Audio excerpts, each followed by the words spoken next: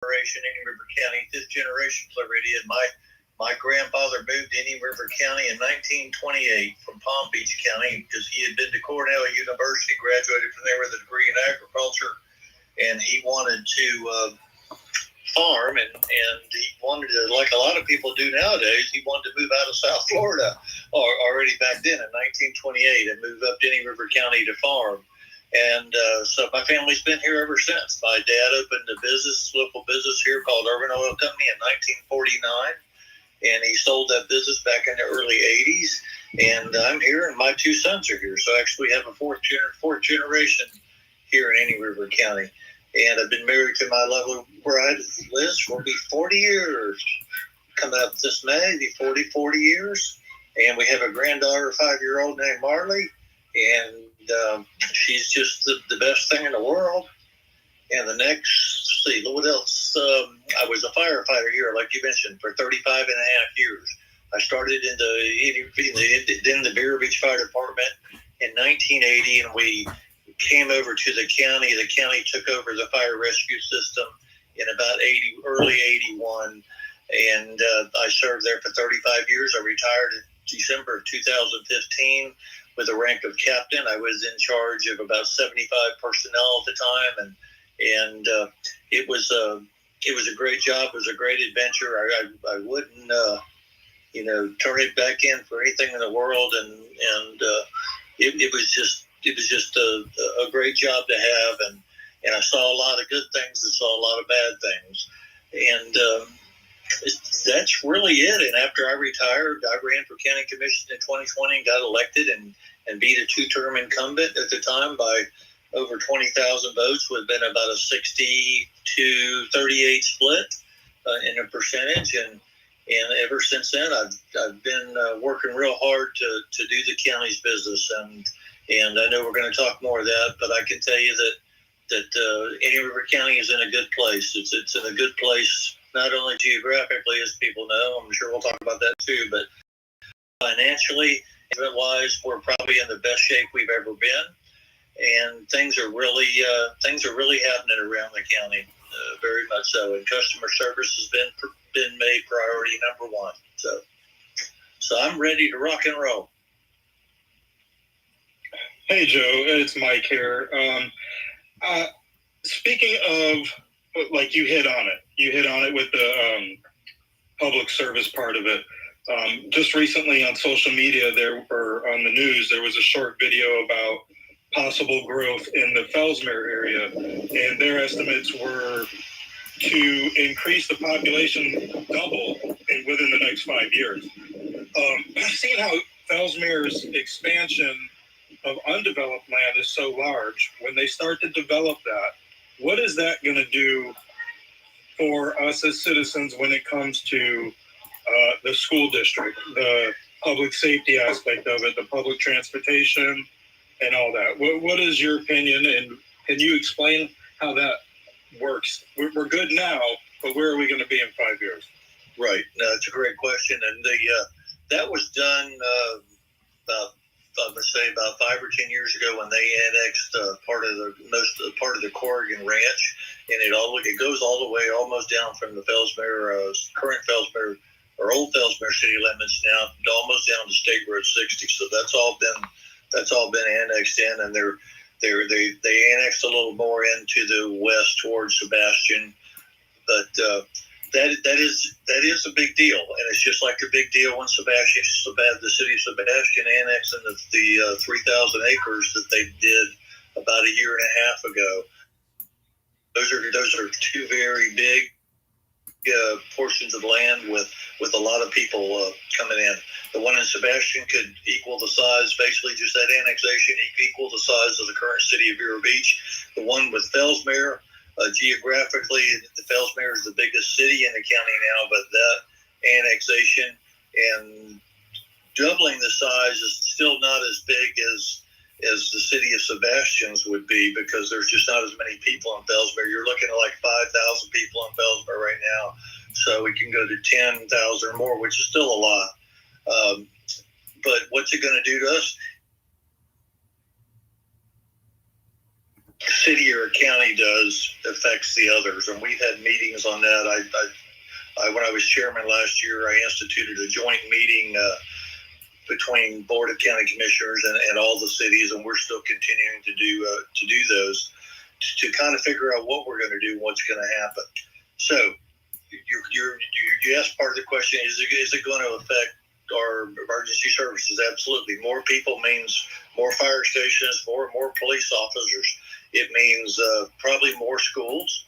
And eventually, we need to. I think my opinion is the school board needs to start looking at that now. Anyways, the high schools have been at their full capacity, and that's something they need to look real hard at. And it probably means another hospital or something out in that area.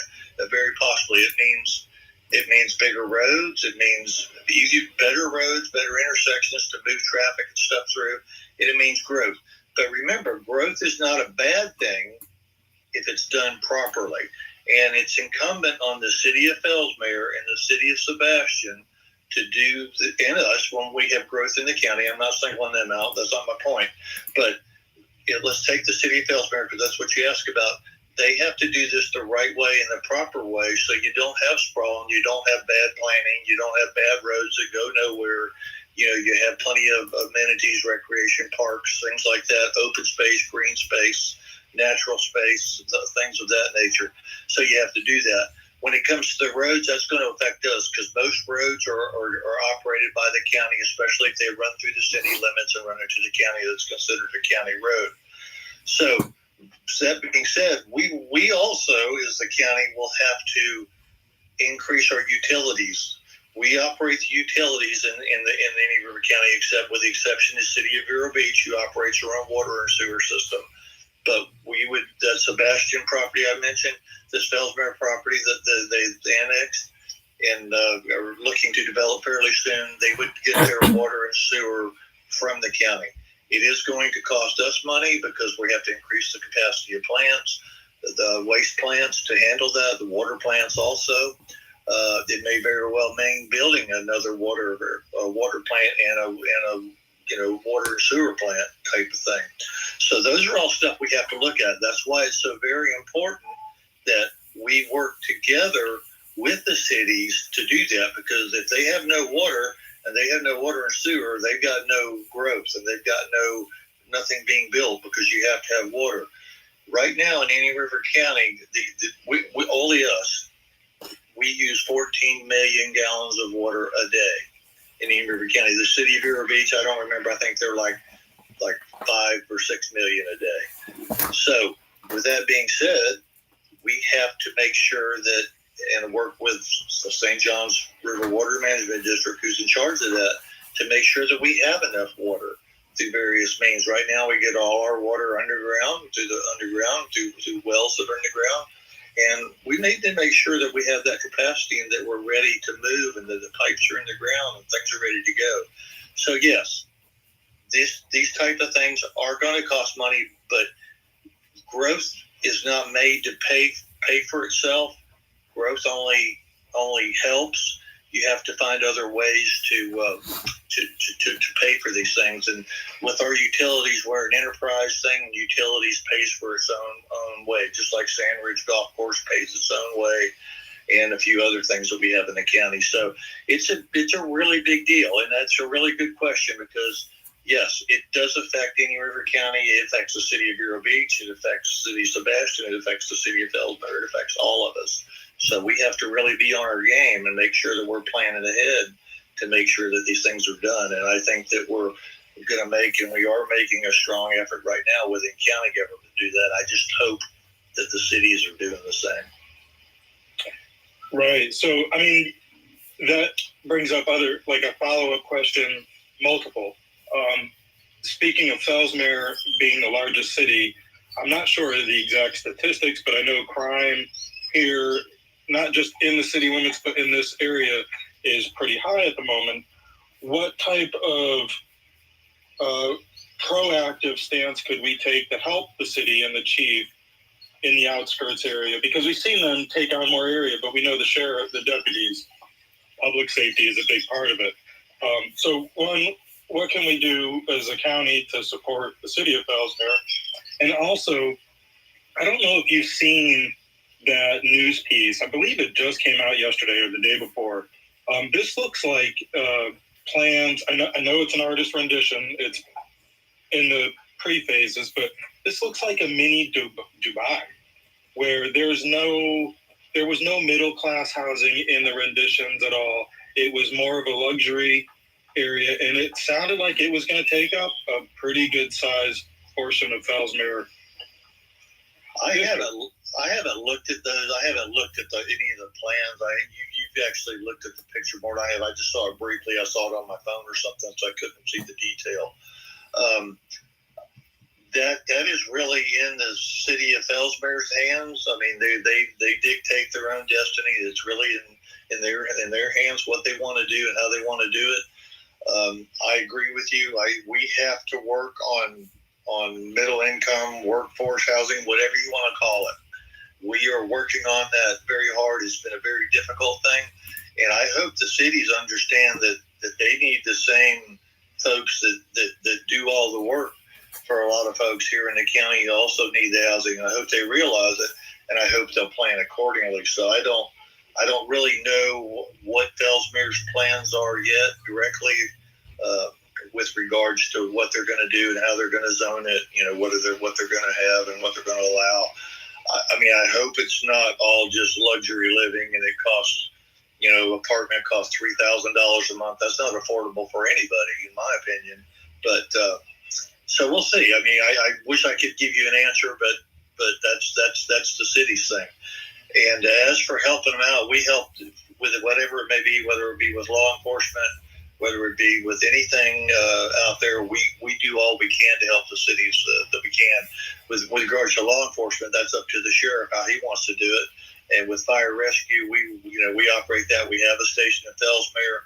That station's probably going to be moved to a different location in Fellsmere, so they can upgrade Broadway there in downtown Fellsmere. They can upgrade it and make it a little bit nicer, and we're probably going to work with them on that. But a lot of that stuff with the Sebastian and Fellsmere is really up to them. Our only role in this will be would be, like I said, water and sewer, and with regards to traffic and any county functions like fire rescue or law enforcement or anything like that would be involved with it. So that's kind of where that is. I wish I could tell you more, but you actually sound like you know a little more about it than I do with regards to what they're planning. Thank you. I just saw the quick clip, and it was just, the more I thought about it, the more it looks great, but it's a little worrisome for the little area, the little town we've got now. So thank you. Joanne has a question, I believe. Yeah, hi. While I was listening to you guys, that was great information, Joe. I appreciate that.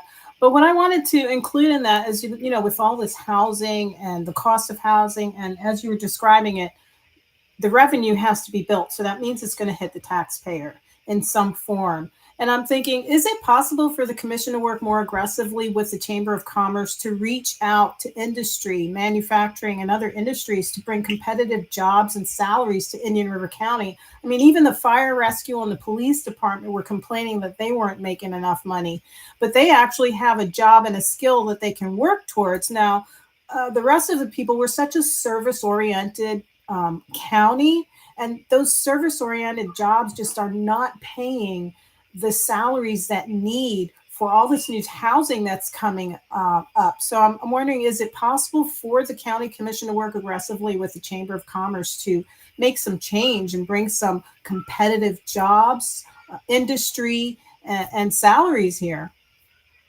We do. We are, and we do. We work very aggressively with the chamber with regards to Lane Castletine, with the Chamber of Commerce is in charge of that. We actually pay her salary, but her office is at the Chamber of Commerce. It's kind of a deal like that. So yes, we are working very aggressively to do that. I can't agree with you more. That's the whole problem that we're having. Not just in Indian River County. This is throughout the state of Florida. When I talk to fellow commissioners in other counties, they're having the same issue with affordable workforce housing. And, everybody that you talk to wants affordable workforce housing, but they don't really understand it. So their first question is, I'll do whatever I can, but don't build it next to me. And that's not the kind of housing we're talking about. We're not talking, Chicago slums, New York City, Section 8 housing. We're talking something that a young couple, say they are a school teacher and a fireman, or a policeman, or whatever you want to be, or a plumber, or an apprentice plumber, or whatever the case may be. Those are the people that we're talking about that want to raise a family and make their life here in Indian River County to start out, just like I did and my wife did, and many people did. So that's what we're talking about, and we are working very aggressively to bring in businesses and industry. I'm sure that the Oslo Road work, all the way down from US 1 all the way to 95, the interchange work, that's already attracted some interest from some folks, along with some other areas, because our growth is moving to the west, because that's really the only way it can go.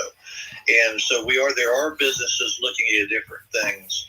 It's just a lot of these businesses and industries that I guess the best example would be this. People have asked about the Publix going out on 82nd Avenue and State Road 60.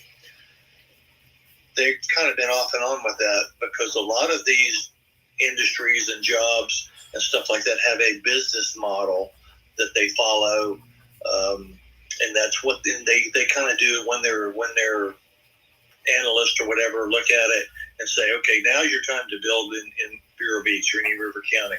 So we're kind of deal with that a little bit. We're trying to be very creative in where there's vacant space, where there's vacant property that wouldn't be suited for something like a Publix, but of making trying to encourage those businesses to come. The Board of County Commissioners a few years ago did make an incentive plan for businesses to come to Indian River County. It's a tax abatement kind of thing, where they get the one we just did not long ago was out there by the landfill. It's a beverage company that's in the old packing house there, the old Exchange Packers of Indian River County, right there, 74th and Oslo. They do off-brand beverages that they put labels on for folks like Snapple and stuff like that, I guess.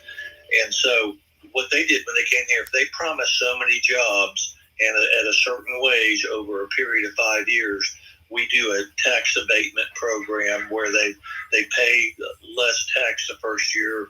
They may get less tax next year until it goes eventually back to what they would pay. But over a 5-year period or so, they get what we call a tax abatement on their ad valorem taxes and things like that. They don't get a discount on fire rescue or public safety. It's just on some of the other things. So yeah, we are working very hard with that, because we have to have something to support our workers and have the workers here and support the people and give people good wages and good jobs. It's a very hard thing to do, but we are trying our darndest to make it happen. So, Joe, I got a question. So what does it look like when you guys are discussing the types of industries, corporations you're focused on trying to attract to Indian River County? Because Publix is not one that I'm looking to hear. I'm looking. No. That wasn't my point. Yeah. My point was on Publix was just to say that a lot of these businesses that we have out there have a business model. I was just using them as an example. So, what are you guys looking to bring here? I know I was talking to another candidate, and they were talking about something that complemented Indian River County. But you're an actual commissioner. This was one of the candidates running. But what does it look like when you guys are discussing and you're working with the Chamber of Commerce and you're talking about businesses? Because we've got, in my eyes, I see a lot of opportunity, and a lot of folks do too, because there's so many states that people are leaving, and there's manufacturers and companies that leaving those states as well. So what does that look like when you guys are trying to look and attract companies, and what type of companies, manufacturers, or distribution centers? Well, we are looking at those. So you answered part of the question. We are looking at distribution centers such as they're doing in St. Lucie County, such as we did with CVS out there. We're looking at that. We're looking at light, clean industry. Manufacturing industry. One of the ones I'll talk about is Guerrilla Ammunition up in Sebastian. That's up there. That was one that came here, even though it was a local person that started it. He brought that business back to Indian River County. All the things like that. I mean, you want the perfect thing to complement Indian River County, but in a way, beggars can't be choosy either. You need to have everything. Any business here is going to be good. I'm not talking we're going to let a bad business in here, because we want something to be successful, be a part of the county, and be and do what's right by the county. So we're looking at all those things. I mean, they don't always. You have to go in search of them. They don't always just fall off the tree and say, "I just like Indian River County. We're gonna do that." But we do have quite a bit of interest here lately in Indian River County with regard to businesses such as a rum distillery that's looking to go out west out past 95 on Road 60, because they're going to grow their own ingredients, their own stuff, and they're going to have a distillery out there, not like the distilleries we have uptown in downtown Vero Beach, but a distillery where they're making the product. They have people come in just to their thing to test it and taste it and all that sort of stuff, and then they bottle it and they sell it. So we've got some things like that coming in. We're looking that are looking very seriously at coming in, and it's just a multitude of different things. But yeah, we want a good, clean, very profitable, well-paying job, well-paying industry, manufacturer, whatever the case may be. I would really maybe get back with you on more information of what maybe we have specifically. And Elaine Castletine is the one that answers that. And we finally talked to her about it, and the county administrator speaks with her, and the chamber president, Dory Stone, speaks with her. We kind of get involved when it becomes a serious conversation. More so, that's when the commissioners get involved. So she could be talking to a multitude. I know the types, and you may even mention some of the types. That's what we want. We got to make sure that's what we're getting. So it's out there. It's not as easy as it sounds, like you said, because there's competition everywhere. So you have to have the right ingredients, and we have to sell Indian River County for the value that it is. And I think we do that. And I think we can do that, and even do a better job probably. Yeah, thank you, Joe, for that response. I wanted to ask you about what's your relationship with code enforcement. I know when I was running, I knocked on some doors, and there were some complaints about the codes being so strict. And one person who grew up here all their lives, has a business here, tried to open another business here, but it was so expensive that they took it to Brevard County. And then just recently, maybe a few months ago, I went to another business, a new business down in Miracle Mile, and we ate lunch there, and we were talking with them and asking them why they still didn't have a sign out front. And they said their business was actually open for almost a year, and it's just the code enforcement, the restrictions, they still couldn't get their sign up, which kind of affects the business owner. So what's the relationship that you guys have with code enforcement, and how can we get that to be more beneficial for our small businesses here in Indian River County? Sure. Okay. Code enforcement and business building signs, building a building, all this stuff, those are kind of separate things. We have codes that define what you can build and what you can't build and where you can build. And if somebody does it illegally or somebody does it bad, then code enforcement gets involved in that. But what you're talking about with on Miracle Mile, which would be in the city of Vero Beach, that could be a city of Vero Beach issue that's holding it up, or it could be because we do the building inspections and issue the permits along with the city of Vero Beach. But we do the building inspections. We have the building inspectors to inspect that a sign was built properly, the electric was done properly, if it has lights in it, and all that stuff. That's our part of it. The rest of the stuff goes through the city of Vero Beach. So I don't know what the situation was on that. If you want to have that business owner contact me, I can surely help them out and find out what the problem is. But we are working very hard to make customer service number one in Indian River County. When I got elected in 2020, I could not believe it was taking as long as it was to get building permits, to get stuff done, to get stuff inspected, et cetera, et cetera. I thought that is just ridiculous, because time is money to the people that are building it. Time is money for the people that own it if they're getting it built for them. People want to move into their house as quickly as they can when they're building a new one. It shouldn't be held up by county government unnecessarily. And that really, it was a sore spot with me, and it still is. But I can tell you one thing, that our new county administrator, along with county staff, has been given the directive that customer service in any river county is number one. You shouldn't have to wait more than 30 days if you're building a single family home.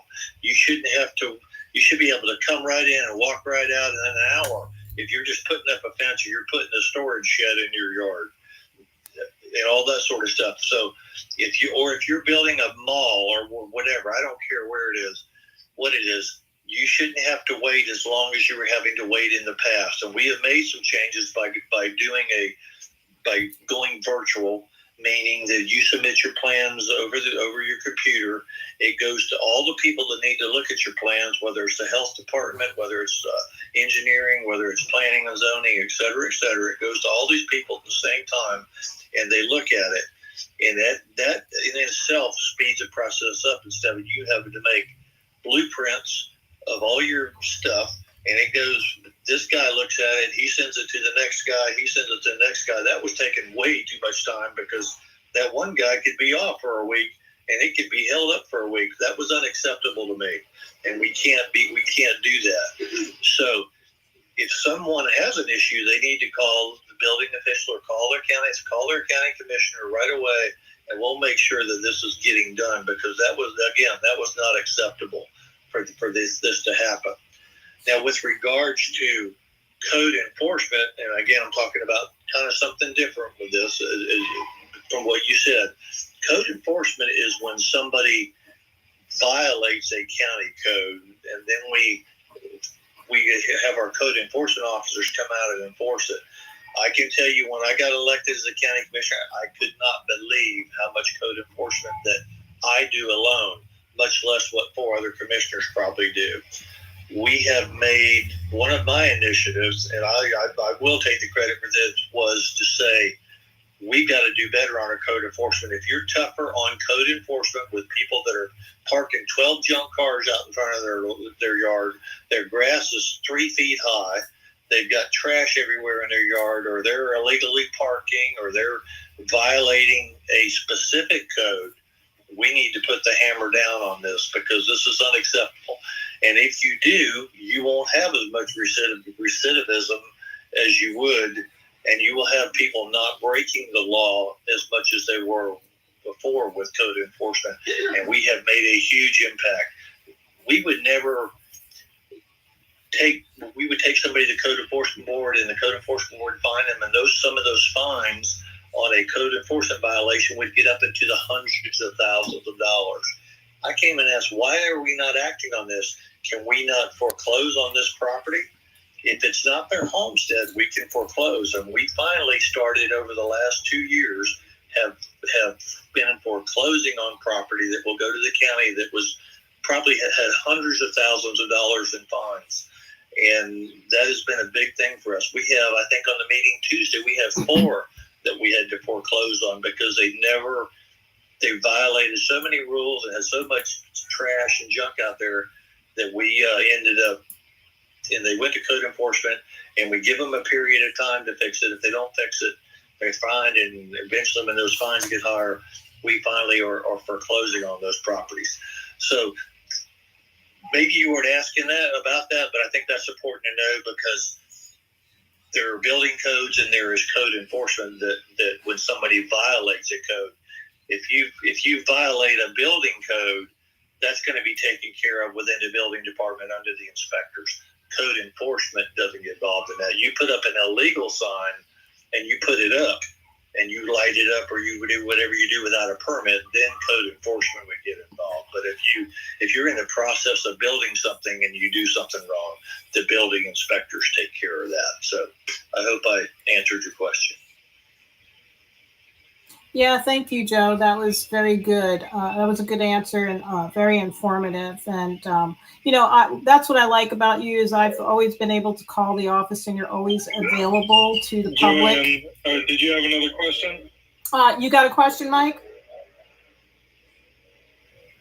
Mike, you got a question? Mike, do you hear me? Uh, can you hear me now?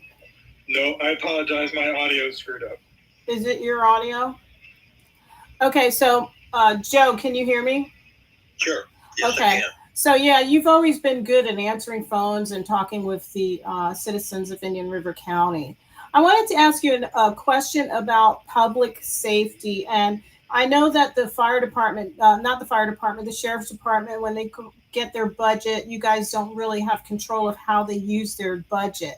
But this, I just read an article the other day about plate readers, and I was kind of trying to figure out how the commission feels about plate readers and the knowledge that they have, because the concern here is the integration of facial recognition software to these plate readers. And Lakeland is using facial recognition, but the leading supplier to LPRs is in the US is ALPR, and it's also called ANPR in Europe.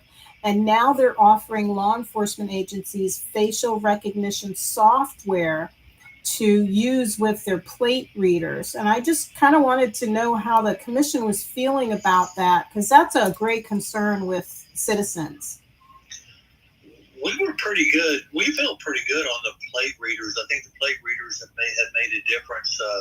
Actually, my youngest son works at the sheriff's office. It's been about 10 years. And on the commission, we have the former sheriff, and we have a former sheriff's deputy with Commissioner Fleischer, and Commissioner Lord, of course, being the former sheriff. I think, I'm not speaking for them, but we all voted to fund the plate reader program for Sheriff Flowers, and I think it's been very successful, and it's caught a lot of bad guys. I mean, it's kind of my thing. If you don't have anything, don't be afraid of the plate readers if you didn't do anything bad. Facial recognition might be a little different situation. For me, that's kind of a touchy subject. I'd have to know more about it. I mean, I don't want really any more invasion into my privacy than we already have. I mean, and so I would have to hear more about that, of what it does and what it can do. I'm not that familiar with it, but I can't speak for the rest of the commissioners, but I don't get a warm fuzzy feeling about face readers right now. I mean, maybe if you're in a New York subway, or you're in someplace like that, maybe that's a different situation. But to have it in Indian River County on the roads and on the streets, I don't know about that. I think the plate readers are doing what they're supposed to do, and then we're probably good enough with that right now. But I would love to hear a conversation. I'd have to put up one of those signs, change my mind.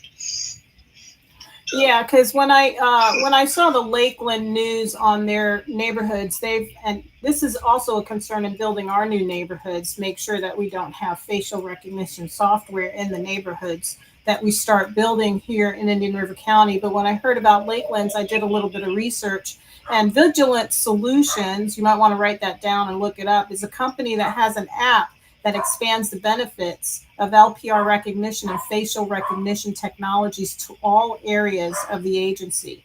The app is easy to use and accessible on mobile devices, so the sheriffs could use them on their mobile devices. And the app also features Vigilant's Face Search facial recognition. And this is just something I would like the county commission to be aware of, to make sure that they're on the same page with the sheriff when he's talking about the plate readers, because it can be integrated integrated into the plate readers.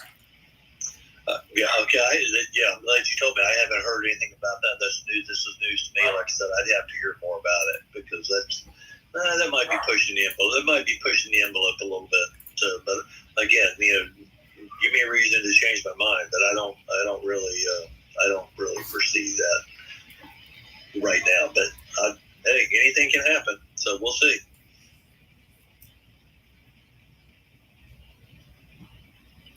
So there's just one other thing that I wanted to ask you about public transportation? Because I know that it's been introduced and discussed by the county commission to move our transportation vehicles from fuel powered to electrical. Are you guys still on that frame of mind of doing that?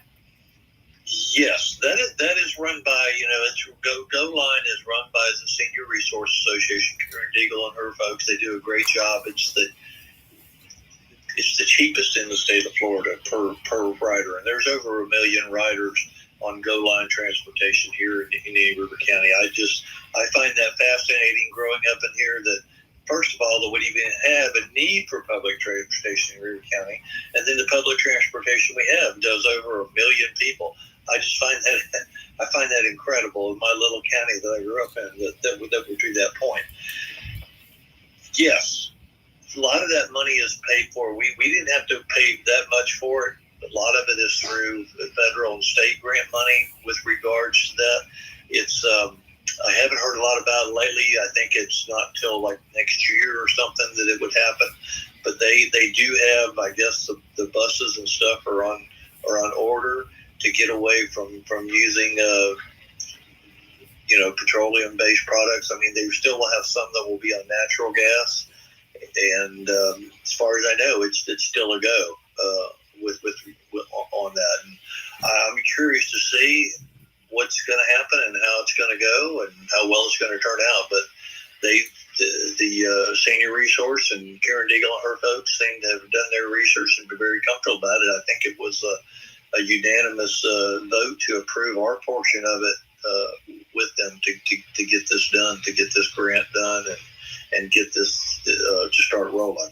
Not everything's going to be phased out at one time. They have to have backup and stuff like that. So the buses that they have, a lot of them will still exist and still be working. But yeah, the push is eventually to go to that because of the federal mandates that's requiring it in all public transportation. So I think it'll be okay. I think it'll be a plus for the environment and for the county.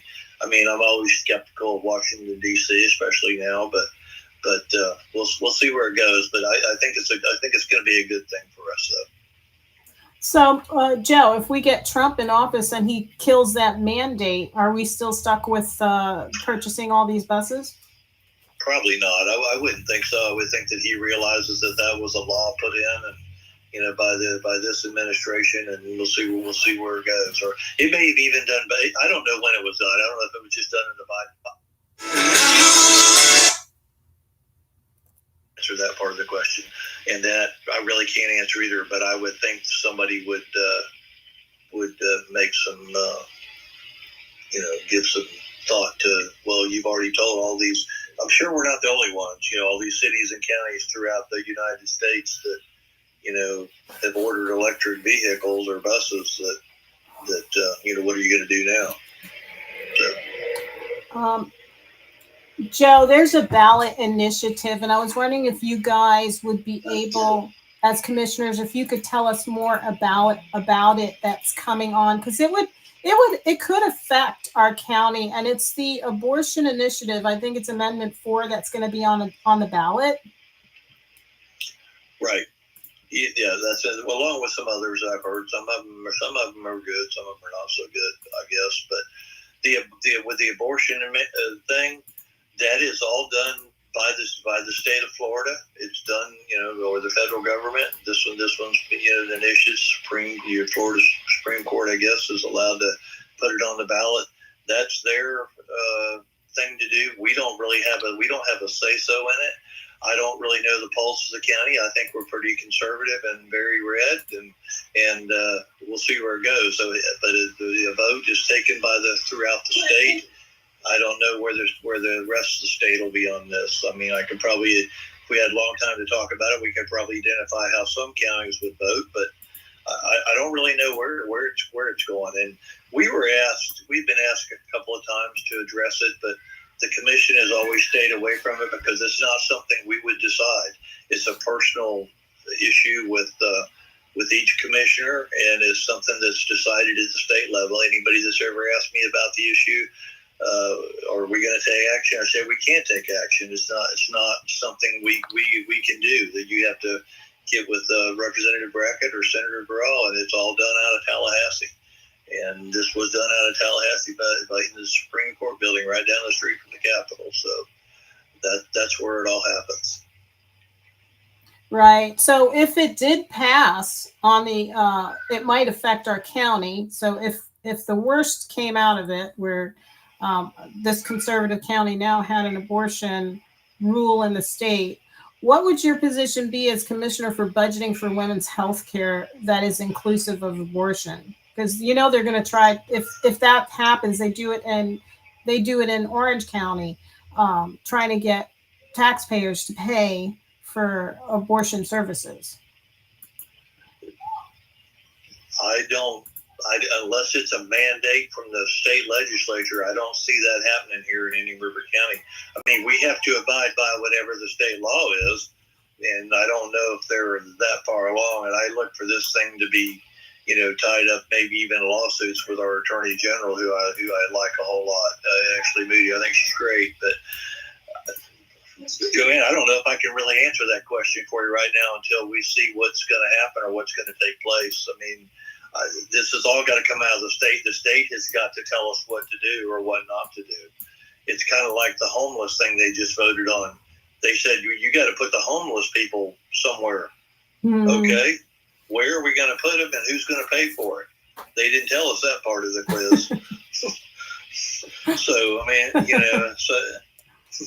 So that's the problem that we have with Tallahassee sometimes is they give counties mandates, whether it's a ballot initiative like this or whether it's something that they pass between the two houses during session.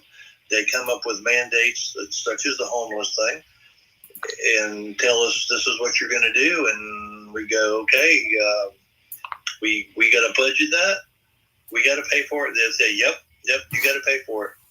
We go, okay, thanks. We really appreciate that. That's, let us know when you do a favor for us next time. Yeah. Thanks, Joe. That is a really tough question for anybody to answer. So I appreciate your response. What I did want to ask you is about, we have the general fund, and the general fund, a lot of residents talk about this, funds NGOs, and there's a lot of residents that are not in favor of our taxes being used to supplement nonprofit revenue. They feel charity is supposed to be a personal choice, not something that comes out of our ad valorem.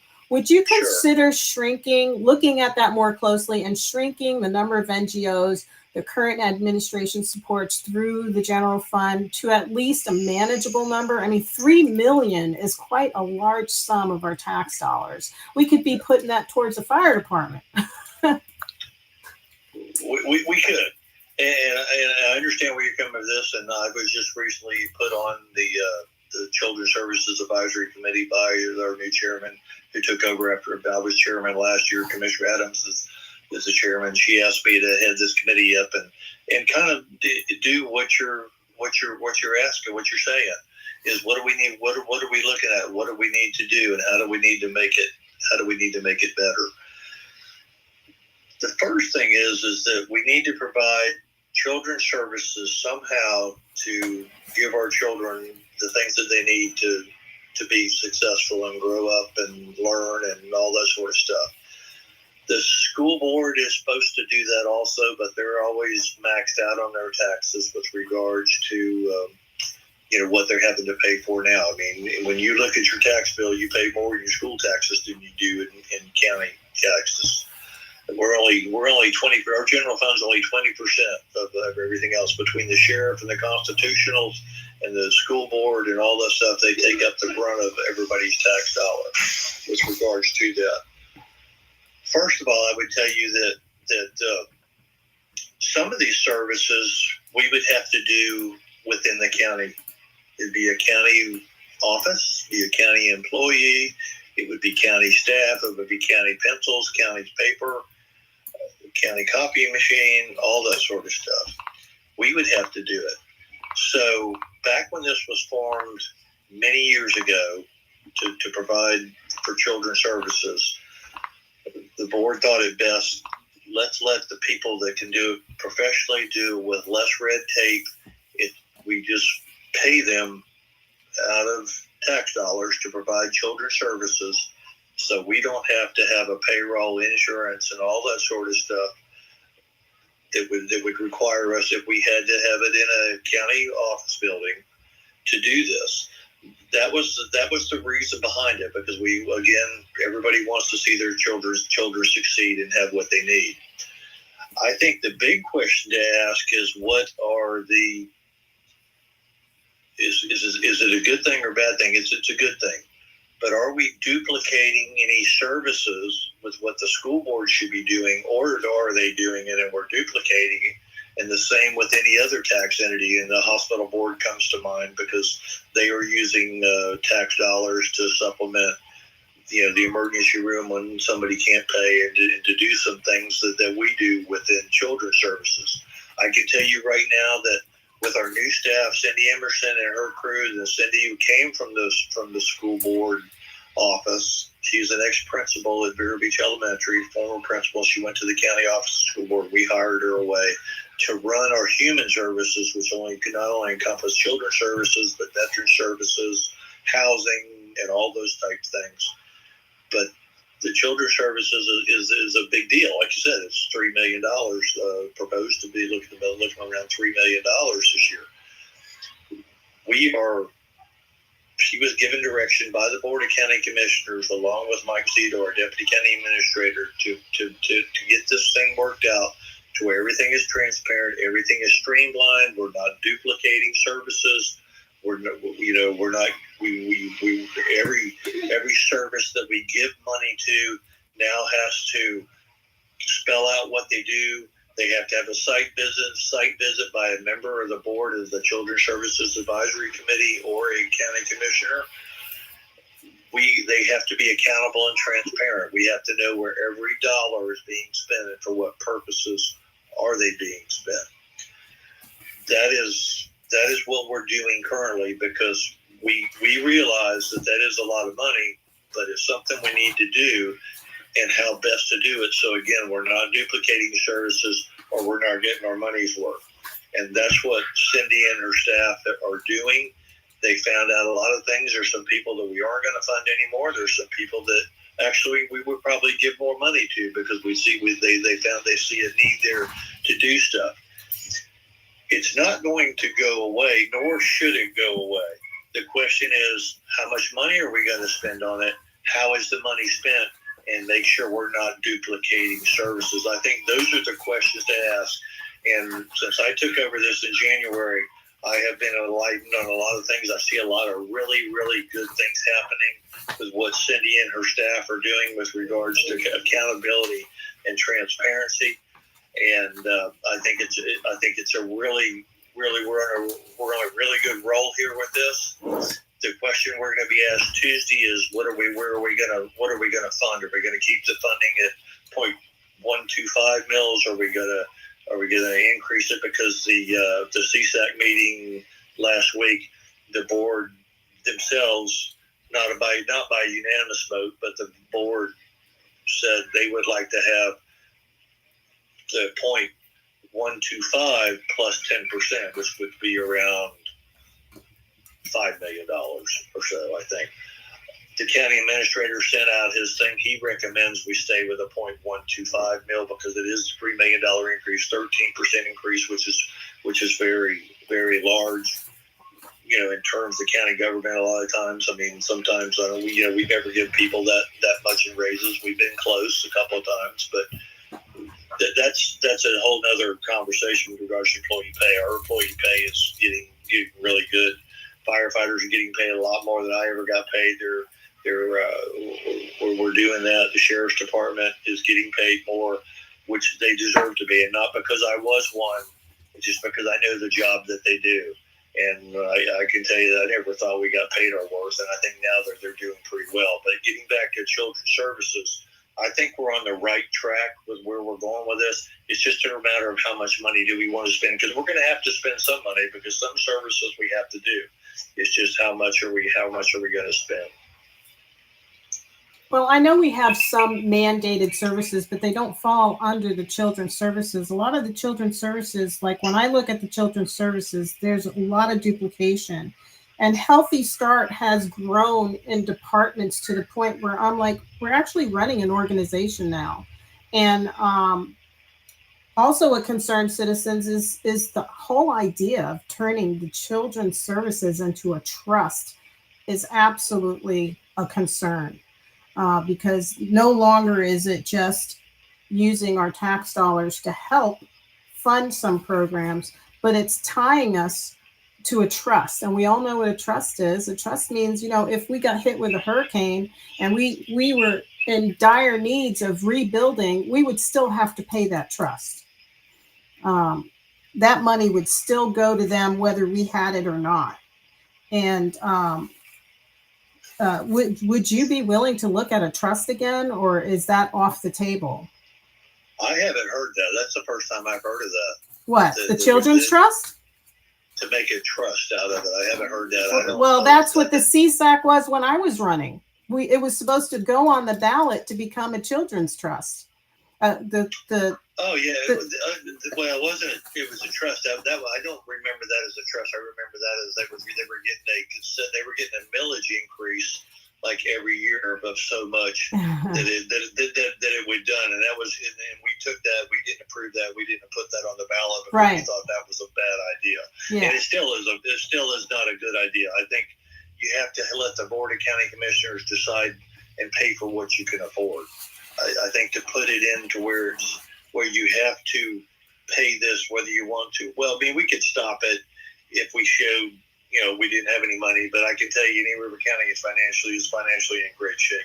Well, but that's another conversation. But yeah, no, I don't foresee us doing something like that. I don't see that. I haven't heard that since we talked about it, and it came to the board and we nixed it. I haven't heard any more conversation about that at all. That's good. Now, I do have a citizen's question that was sent to me, and it's regarding the school district. And this citizen says the citizen appreciates it when the commission attends award ceremonies for the students at the school district. And the citizens would like to see the commissioners present to hear the concerns of the citizens at the school board meetings. Can you respond as to why the commission is not interested in being present at these school board meetings? Why the commission won't be at the school board meetings? Why are we not? Right. Is that what you're asking me? What a citizen wants to know is like the school board meetings that are being held at night, where you've got them talking about DEI, the NAACP is there. They're talking about what they're finding in the books. They want to know why there's never a commissioner there to see what's transpiring. I guess we could be. I mean, I sometimes watch it on video. We're pretty busy at what we do. I mean, the school board's its own entity. They set their own rules. We can't tell them what to do. They can't tell us what to do. I do watch it sometimes. I haven't attended one in a while. I don't know if I haven't attended one since I've been a commissioner. No, I attended them, years ago, sometimes for various reasons. But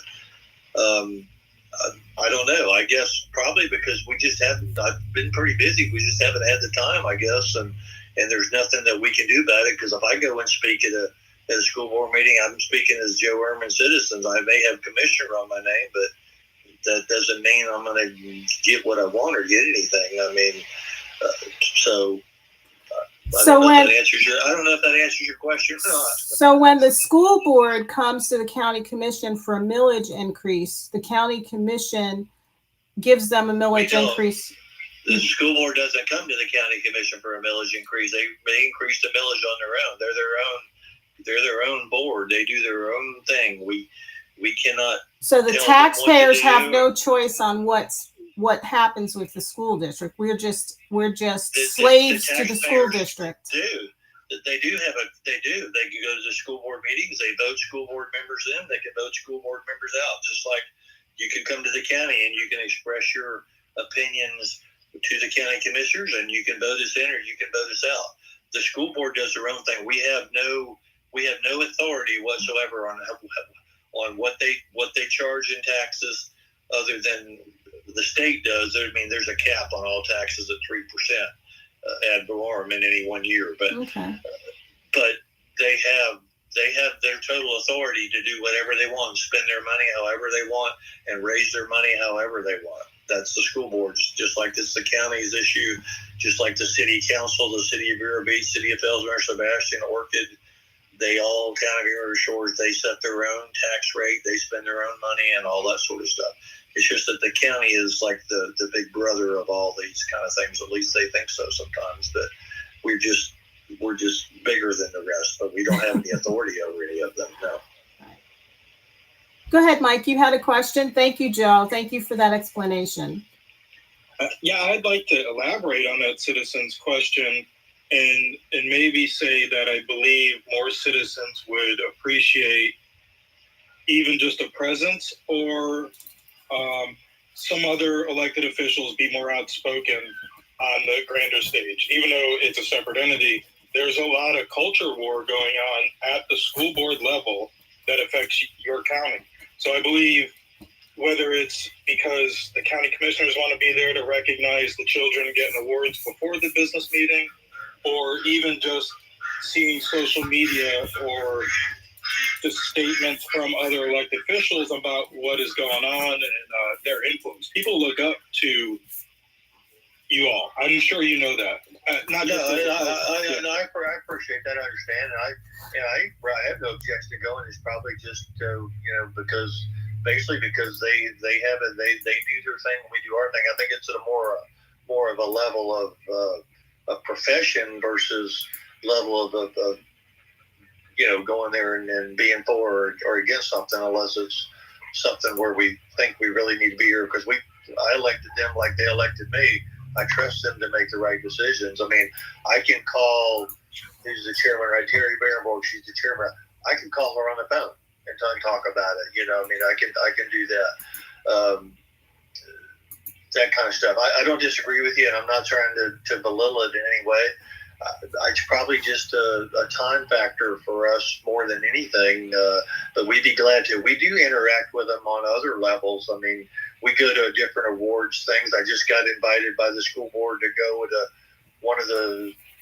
Freshman Learning Center, I think, in a couple of weeks to read some stories where the kids are doing quizzes or something on it.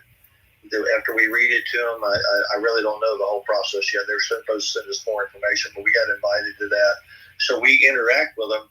But when they have their school board meetings, if they're talking about busing or transportation or school books in the library, no, we haven't.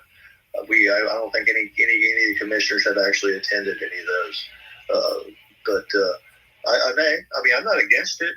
I'm not against it. I think it's just that I get enough government in one day. I don't know if I need to deal with another one, I guess. I can understand that. And I can definitely understand not wanting to step on the toes of another governing agency. Right. Having said that, as an opportunity to give your opinion on the grander scale, on the national stage, on the culture war front, what is your opinion on current events globally and nationally? Joe Biden needs to go. That would help, first of all. I don't know if y'all are familiar with Dale Gladding. I read some of his stuff that he sends in the morning that I get, and I just can't believe what I see, what's transpiring in Washington D.C.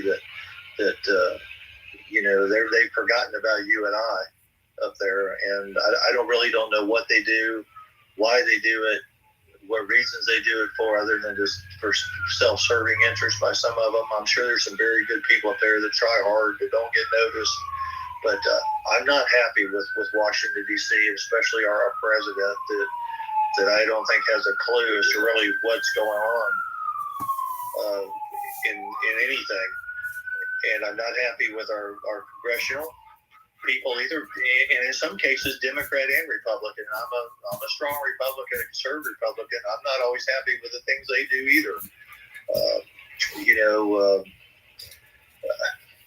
could have a long conversation about this, and I hope I'm making my point that I'm not very happy with what's going on in all aspects, even how we treat fellow countries, how we don't treat. I don't know I don't know what more I can say about that, except that I think it's time for a change, and in the White House, and it looks like President Trump will be the Republican nominee. And whether you like Donald Trump or not, I think you got to say that when he was in office, his policies worked. And I think the biggest thing that we have dealing in the United States right now is the migrant crisis, is the border crisis. I think that is just unfathomable, though, that we do that in this world where everybody else, any other country you go to, hell, you can't even get into Switzerland, if you wanted to, unless you do it the right way. So if you're going to come to the United States, you do it the right way. You just don't cross the river and hide and run through the bushes and go and move to Texas or move to New Mexico, Arizona, Florida, Louisiana, Alabama. It's not the way it works, and it shouldn't work that way. Why we allow that, it just blows my mind. I think that's one of the biggest crises facing our country right now, other than the direction we're taking and with inflation and the budget and all that sort of stuff. It's just very, very troubling to me. And I can tell you, we don't run our county like they run Washington, D.C. If we did, we would be run out on a rail, and neither does the state of Florida. The state of Florida is in good financial shape, and I'm telling you, any river county is in good financial shape. And we have rules and regulations here, and we follow them. But apparently they don't in Washington. So we could go on and on about that for a long time. Thank you. And I actually look forward to more conversation with you. Joanne? Thanks, Mike. That was a really good question. And thanks, Joe, for your answer. And what I wanted to ask you is a really hard question for you here, Joe. During the time you have been serving, what would you say has been your greatest accomplishment as a commissioner, and what do you feel is still unfinished? I'm going to start with the unfinished things first. I think the unfinished thing first is that we have to do more to try to improve our Indian River Lagoon. We are working on plans, but the things are very, very complex, very vast, very expensive. We need more assistance from the state. We are looking at the state's mandated a timeline of 2030 for septic to sewer conversions that are near fragile bodies of water, being the Indian River Lagoon or some sort of water source or something like that, throughout the state of Florida. And for us to put septic lines to get people off septic onto sewer, along with running water lines for the next 5.5 years, is almost an impossible task. It's going to take 3 or 4 years just to engineer it alone to get it done. And then how are people going to pay for it? You can ask people to pay for some, but you can't ask people to pay for a lot. And I mean, this could be something where we're looking at, $20,000 plus for somebody to get hooked up to a sewer system for the county. So the state, and maybe even the feds, I don't know if they will, but the state needs to find a way to make it cheaper, where maybe we can get it down below 10 to 5,000 below. Where you're only paying 2,000 or 3,000 to hook up at that, or nothing at all would be the ideal thing. So that's one thing that I think is very unfinished that we need to look at is looking at is what we're doing for the lagoon and how we're going to make it better. It'll never be like it was when I was a kid growing up here. There's just too many people that live around it. But if we can bring it back and try to make it healthier than it is today, I'm not saying we'll ever get it back perfect, but if we can make it healthier where people can enjoy using it for recreational and fishing and all that sort of stuff, you don't have to worry about anything bad being in the water, and we have wildlife and manatees and game fish such as snook and spotted sea trout and all that sort of stuff in the river. It would be a plus, because if we lose it, we're going to hurt real estate values. We're going to hurt our economy. And again, this just isn't in any river county. We have to do our part, and that's where I'm thinking that's where I'm talking about what we need to do. But the whole 156 miles of the Indian River Lagoon, we need to up our game throughout statewide. one of the biggest things, because I really believe we are on the right track with our customer service about with how we're doing stuff and handling the public different, what we're going to do and how we're going to do it. Our wages that we're paying in the county are much better than they used to be, such as I mentioned earlier briefly with the firemen and the fire rescue department and even the sheriff's deputies and the sheriff's patrols. But we are keeping people employed at the county that before was part of our problem of getting stuff out real quick because we didn't have enough people to do the job, and we were spending money by farming things out to local engineers that we would normally do in-house. And so I think we've made a very big impact by making customer service number one and making the county work as a team and not as an individual departments like they seem to in the past. So that's one of the things I'm proud of. Again, the lagoon is an unfinished thing. I think we need to look at, make sure that we're continue to spend our money in the right places. Because I'm telling you, we're in a really good spot here in the county with regards to what we're doing and financial. I mean, we have some things come up like we talked about, the nonprofits and the children's services that we have to look at. We still have to be frugal with a dollar, but yet financially, again, we're in great shape.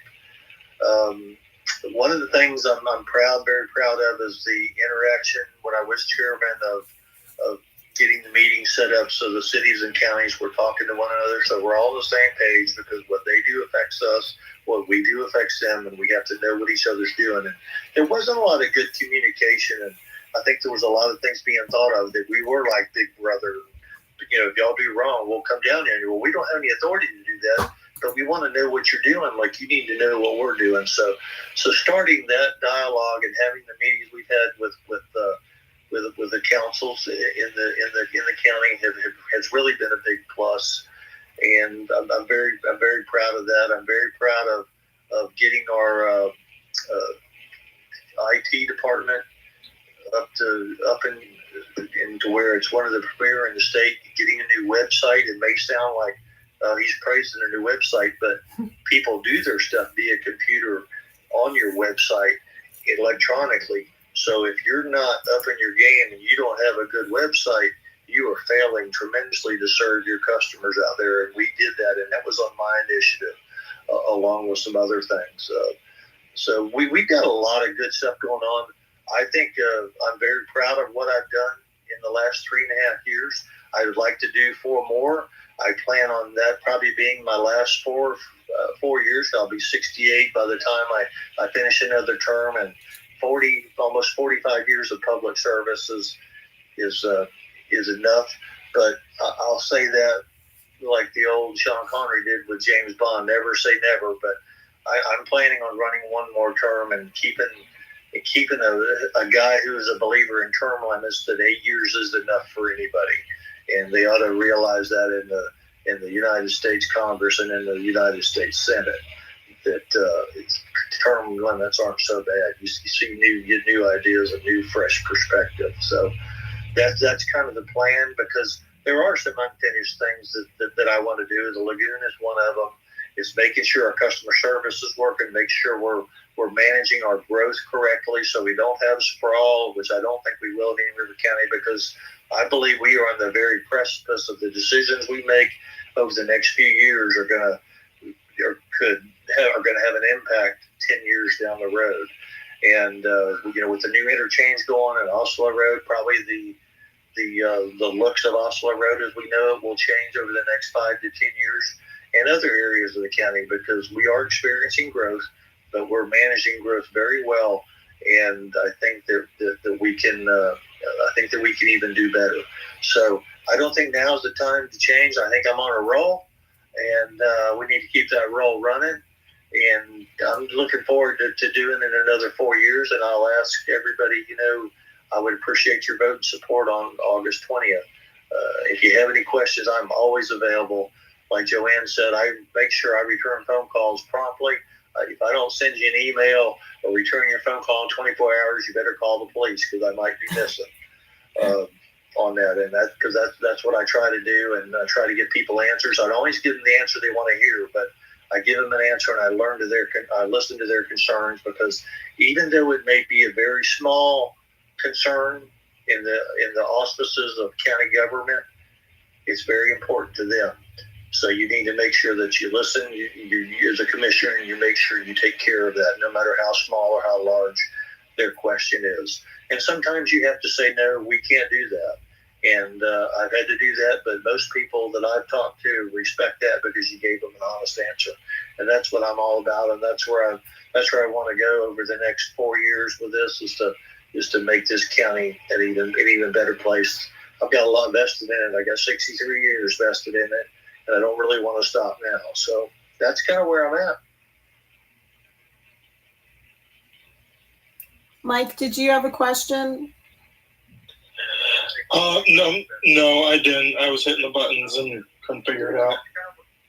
All right. Well, Joe, I want to thank you. You know, you're very personable. You took the time to do this space. It's really important for the people when a county commissioner or anybody in politics that's representing the people is not afraid of new things and new ways to communicate with the public. And I really give you kudos for coming on with us today. And why don't you let everyone know where they can find your page, contribute to your campaign, or sign up as a volunteer to help you get reelected? It's real easy. It's gojoearman.com. So GOJOEEARMAN.com. Gojoearman.com. Or GoJoeArman. Gojoearman.com 2024, right? You can see it. Just put in Go Joe Earman, you'll find it. It's really easy. It's easy, and it has all the information there. And again, my contact, my phone number and stuff is in there. My cell phone is not. It's public. I mean, it's out there. So if you have a question, you feel free to call me or email me at. You can email me at gojoearman2024.com, or you can even email me on the county. At jearman@amyriver.gov, or even my personal email at Joseph, JOSEPHEARMAN at att.net. I'm there. I'm available. All right, Joe. Well, thank you. You have a good evening and good luck. All right, Joanne. Thank you, and I enjoyed it. I love the idea of doing a conversation instead of just getting up and giving a speech. So I enjoy, and again, thank you. Have a great weekend. Thanks, Joe. Take care. All right. Well, folks, I want to remind you all that the reason for this electronic town hall is for we, the people, because the county commission seat is a very important role in the operation of our county and its future. Remember, the commission holds the power of the purse. Their operating revenue is raised from ad valorem, real and personal property taxes, fees collected, and other funding that state and federal